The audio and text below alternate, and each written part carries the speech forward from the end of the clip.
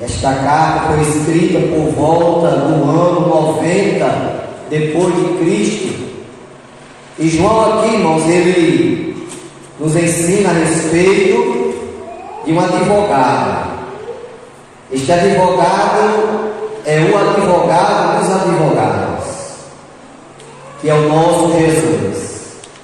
E aqui ele nos ensina e nos chama carinhosamente de filhinhos.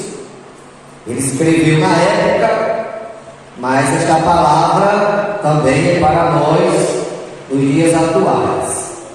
E ele diz: meus filhinhos.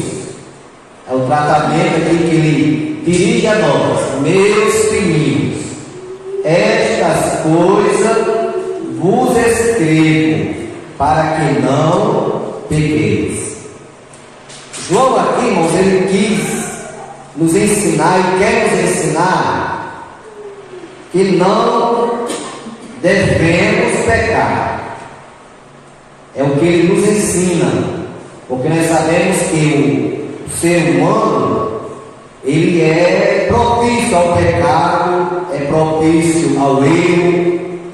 E aqui nós vemos, irmãos, que ele nos ensina que não devemos pecar. É o que ele nos ensina.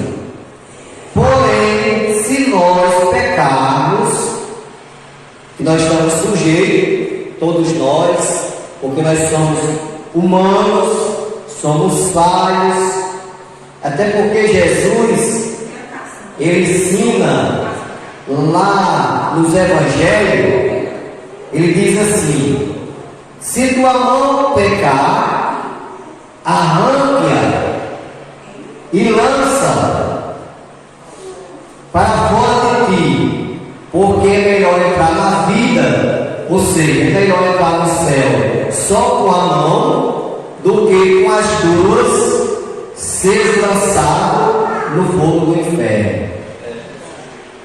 Aí outra passagem, no outro versículo, Jesus diz: se o teu olho fizer você pecar, arranque-o, porque é melhor entrar na vida só com o olho, do que com os dois ser lançado no fogo do inferno. Palavra de Jesus. Então nós somos propícios ao pecado, mas hoje, como nós somos conhecedores da verdade, antes, quando a gente não tinha o conhecimento, a gente pecava e pecava e pecava. A gente pecava e não tinha aquele arrependimento de nós se arrependermos e não fazermos mais. Por quê? Porque nós não tínhamos sido ainda iluminados pela palavra. Mas o salmista diz que lâmpada para os meus pés é a tua palavra e luz para o meu caminho. Então a palavra de Deus é lâmpada para os nossos pés. Para quê? Para nós não tropeçarmos.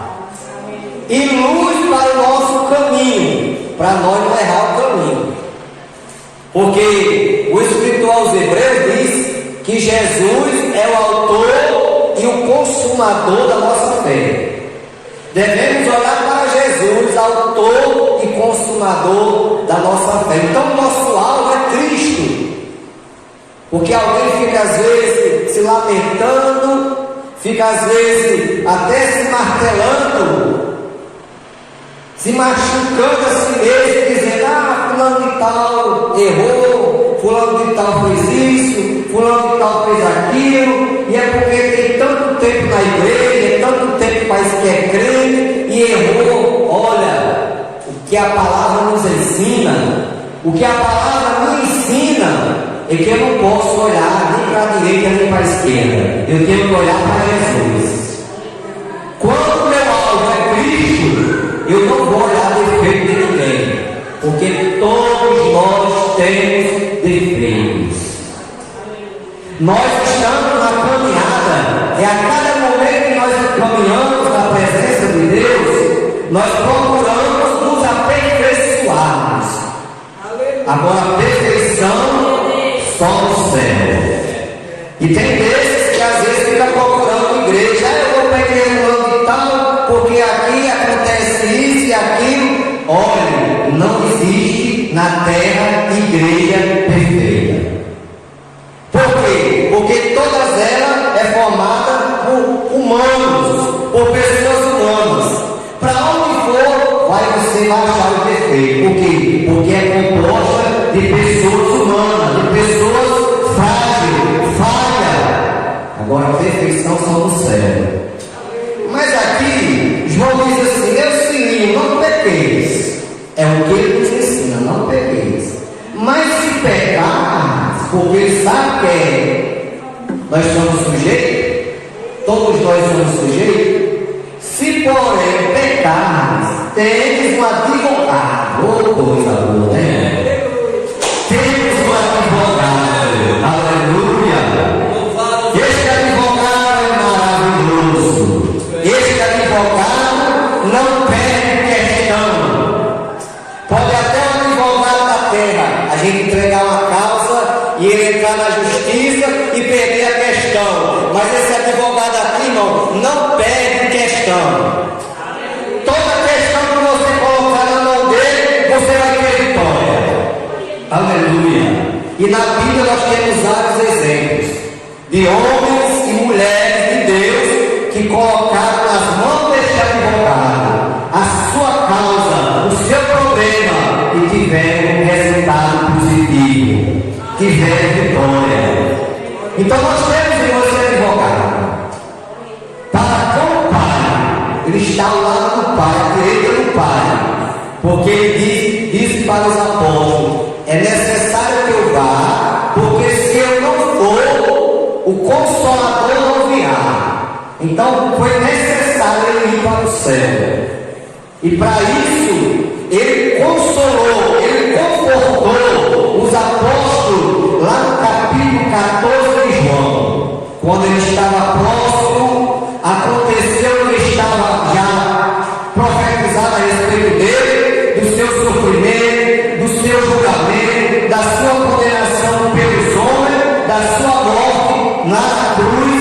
E ele disse para os apóstolos: não se turbe o vosso coração.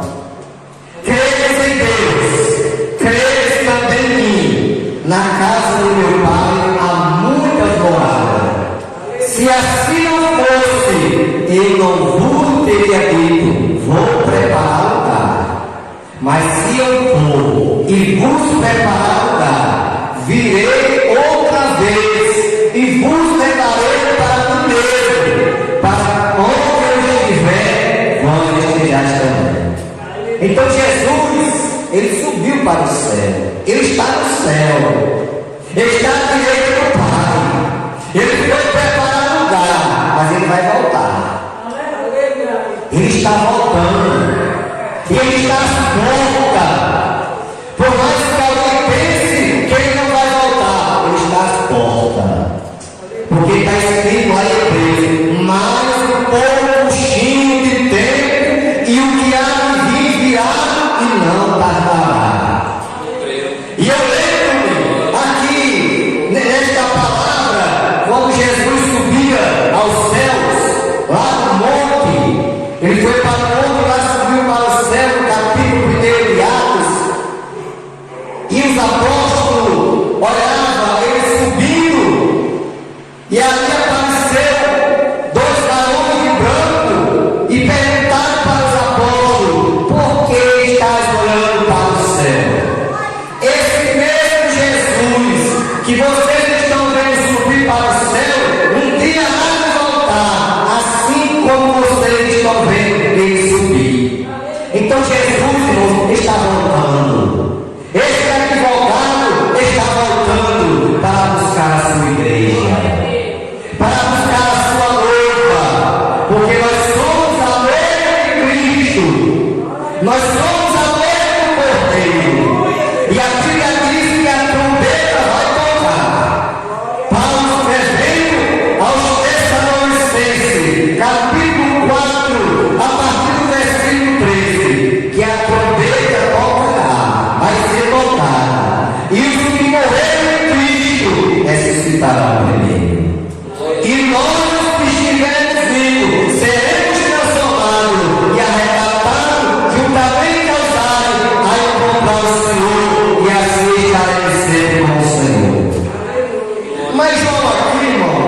nos deixa esse ensinamento, que se porventura a gente pecar, esse advogado está para lutar por nós. Esse advogado está ao nosso lado para nos absolver, para nos perdoar os nossos pecados. E hoje é culto de ceia. Eu sei que a igreja aqui é muito bem ensinada, mas é necessário a gente falar. Nós sabemos, irmãos, que existem 3 tipos de pedido de perdão. Ou seja, se eu pequei contra Deus, eu devo me dirigir a Deus e pedir perdão a Ele, somente a Ele. Se eu pequei contra o meu irmão ou contra a minha irmã, eu devo procurar esse irmão ou essa irmã e pedir perdão a ele ou pedir perdão a ela. Se eu pequei, se eu percebi que magoei o irmão, que magoei a irmã, eu devo pedir perdão a essa pessoa. Eu lembro, irmãos, que quando eu fui crente, que geralmente a pessoa quando é crente, dificilmente não tem um intrigado. E quando eu fui crente, eu tinha 2 intrigados. Uma briga que houve na época que não era crente, né? Aí eu me intriguei com essas 2 pessoas. Aí quando eu fui crente, eu já sentia o desejo de procurar essas pessoas para me pedir perdão. Aí encontrei a primeira, pedi perdão pelo que tinha acontecido, ela me perdoou, ele me perdoou no caso. Aí procurei a segunda, demorou um pouco encontrar, porque eu já morava em Mossoró e essa pessoa morava em Governador de Serra Rosada. E eu sou governador de Serra Rosada. Mas encontrei essa pessoa. Obrigado, irmãos. Encontrei essa pessoa e quando, irmãos, eu encontrei essa pessoa já estava me procurando também. Eu era procurando essa pessoa, que era um jovem, e ele me procurando também, porque ele também era crente e queria pedir perdão a mim. E ali, irmãos, pedimos perdão e graças a Deus, irmãos, aqui na terra eu tenho paz com todos, porque não tem coisa melhor do que você ter paz. Escrituras devem dizer e a paz com todos. Então é muito bom ter paz, irmãos. Você ter paz, amizade, é muito bom. Mas às vezes acontece a pessoa pecar com o irmão, dizer uma coisa que magoou o irmão ou a irmã, mas aí o que é que eu devo fazer? Dirigir essa pessoa e pedir perdão a essa pessoa. Mas pastor, se essa pessoa não perdoar, aí já é um problema dessa pessoa. Se você fez a sua parte, você foi essa pessoa, pediu perdão, se essa pessoa não quer negócio com você, você já fez a sua parte. O que é que você vai fazer agora por essa pessoa? É orar. É orar por essa pessoa, para Deus tocar no coração, para essa pessoa dar lugar a Deus, para Deus operar na vida dela, ou dele, porque a sua parte você já fez, você está tranquilo com Deus, você pode tomar ser tranquilo, porque você não deve mais nada, porque você já fez a sua parte. Aí aqui outro irmão diz assim: e ele é a propiciação por nossos pecados, e não somente pelos nossos, mas também pelo de todo mundo.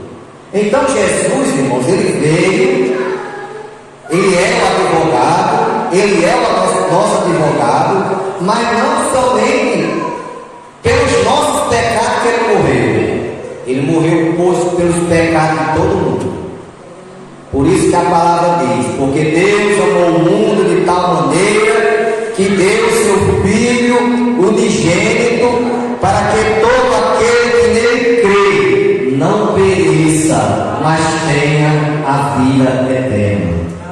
Nós temos um exemplo na Bíblia, o exemplo de José do Egito. Os irmãos conhecem a história.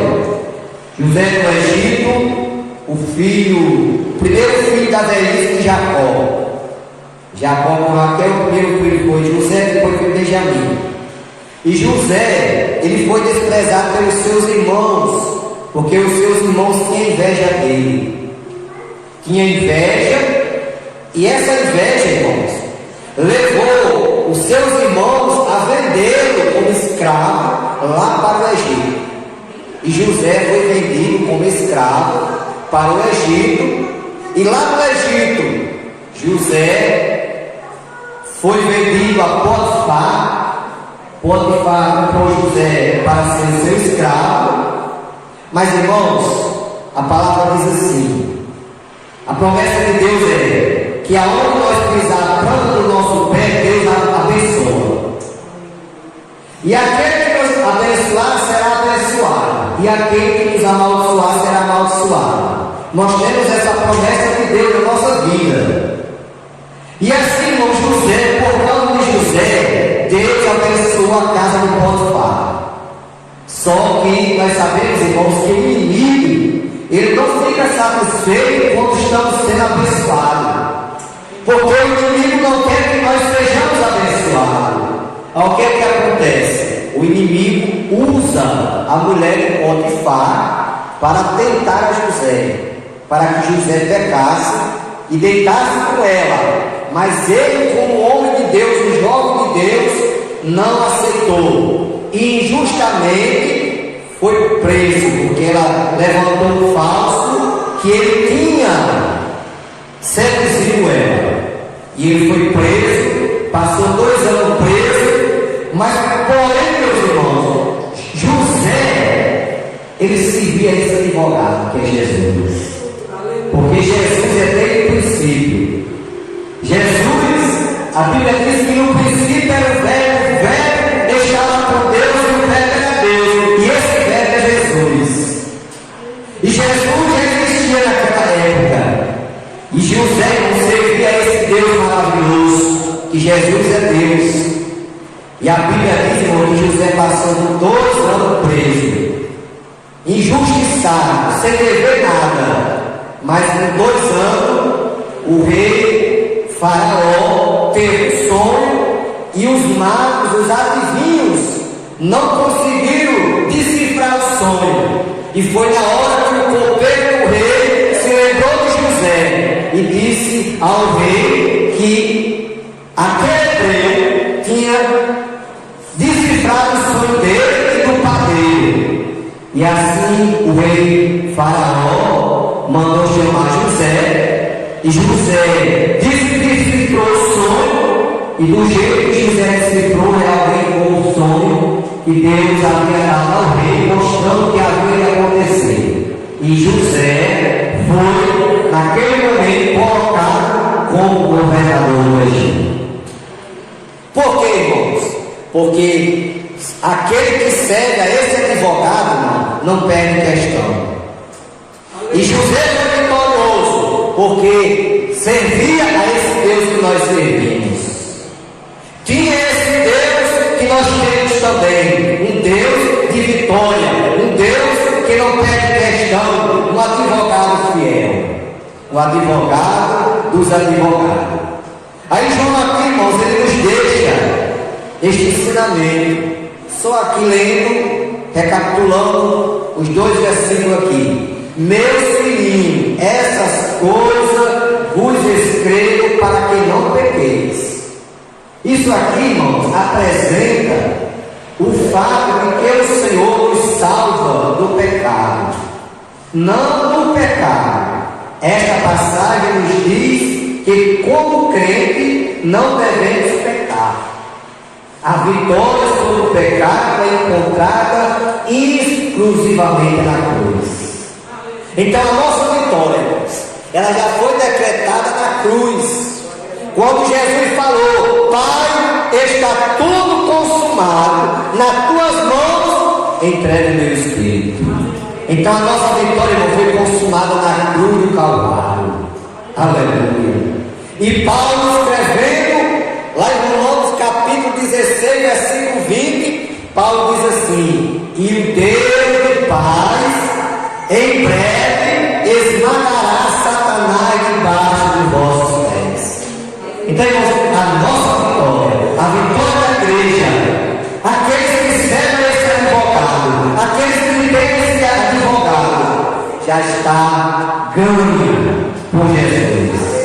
A vitória é nossa pelo sangue de Jesus.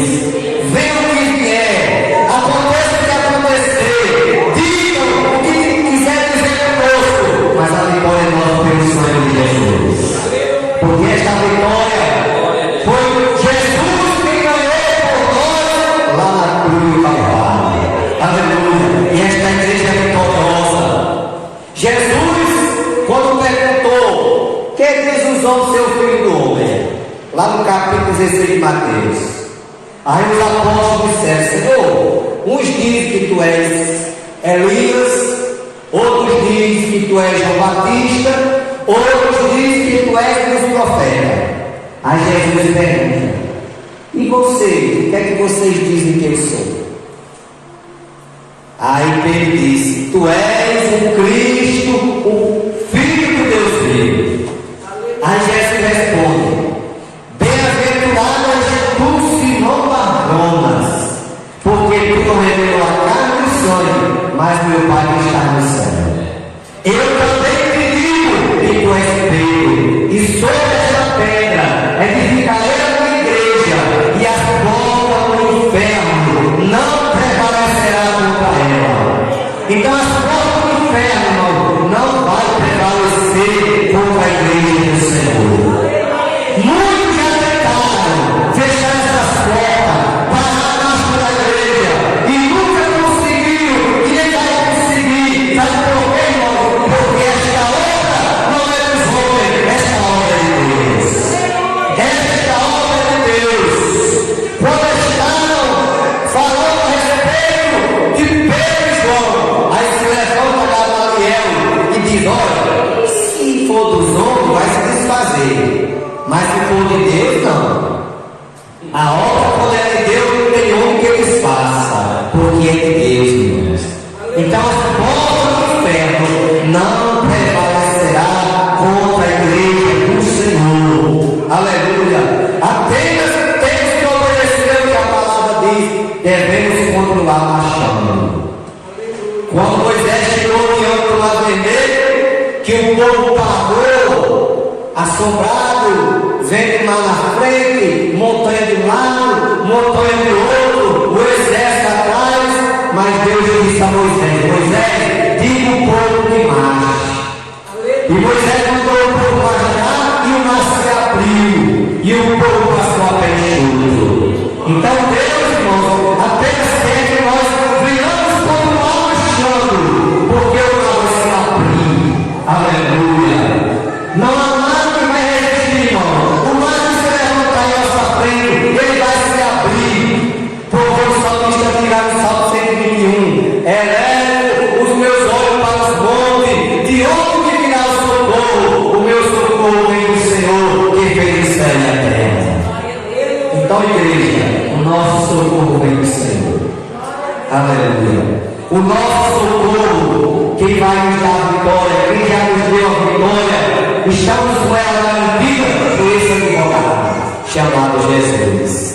Este advogado. Então, igreja, graças a Deus, nós queremos agora